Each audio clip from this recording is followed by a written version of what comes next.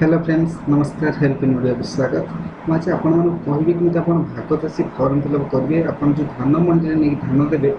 से आप जन चाषी की देवे आप अलरेडी वीडियो बन सारी आप डिस्क्रिप्शन चेक करेंगे कि भाग चाषी जन यदि होते कमी धान देवे से आज भिडियोटी ढेर गुड़े फ्रेंड्स मत पचार भाग चाषी मैंने केमी धान नहीं धान मंडी देवे केमी सम्मति पत्र केमी कौन हम फुल प्रोसेस देखिए फ्रेंड्स जहाँ भी पूर्व वीडियो चलती से खाली भाग चाषी अन्य खाली गोटे एक्सट्रा फर्म मिलती फर्म टाक फिलअप करने पड़ो से फर्मटा फिलअप कर सारापर आप जो भी फर्म डिपोजिट करें आधार कार्ड बैंक पासबुक एंड पट्टा एंड जो फर्मटा मिलती फर्म रजिस्ट्रेशन फर्म ता सहित सेटा को संलग्न करेंगे जोड़ीदेवे जोड़ी सारापर आप निज नियरेस्ट कोऑपरेटिव सोसाइटी आप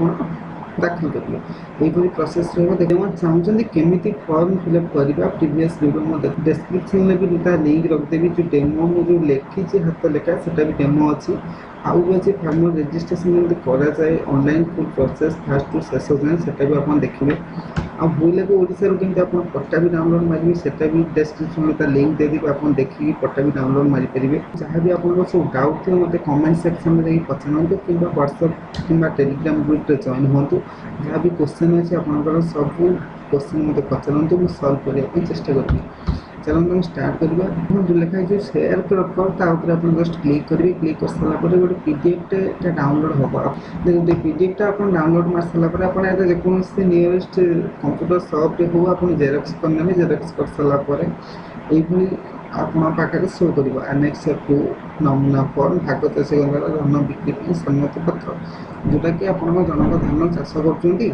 आपको धान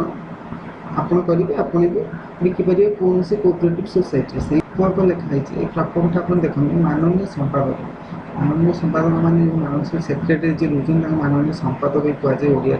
तो आप नियरेस्ट कोऑपरेटिव सोसाइटी जो गवर्नमेंट आप ना लिखे कारण ए वर्ष ये कोऑपरेटिव सोसाइटी वाला धान नहीं पारे आदिवासी बहुमुखी समवाय समिति भी थाए से भी धान नहीं पारे महिला स्वयं स्वयं गोष्ठी जो मैंने रजिस्टर होते से भी धान नहीं पारे तेणुक जार जोटा थी जो मानकर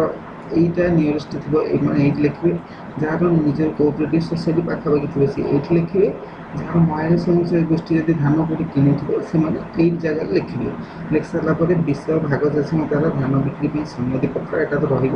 देखते ये पलि आस तौक सीधे मुझे जड़े निम्न वर्णित चाष जमीन मो खाता मालिक अटे मो मालिक मुक्त जमी को जन ममक ना को देती से धान स्वामी पिता ना कि स्वामी ना लिखे ग्राम प्लॉट नंबर कि लिखे ग्राम पंचायत नाम लिखे कि वार्ड नंबर लिखे ब्लॉक जब ब्लॉक लिखे सहरांचल हो सहरांचल लिखे तहसिल ये लिखे जिला लिखे लिखि सारापर तौक आस तौक आस सारापर लिखाई तहसिल ये निजर जहाँ भी तहसिल होता निजे तहसिल लिखिदेवे जोटा भी आप मौजा हो मौजा लिखे खाता नंबर लिखे प्लॉट नंबर जब दुईटा थी प्लॉट लिखे जब गोटे भी थी देवे कि समय आप रबी लिखे कि खरीफ लिखे आप खरीफ लिखे धान सीजन रकबाटा गोटे छाड़ीदेवे भाग चाषीर परिमाण आप केते परसेंट मनकर आप ये अच्छी 20 डिसमिल आपको केते करने 15 डिसमिल कि 10 डिसमिल ये लिखे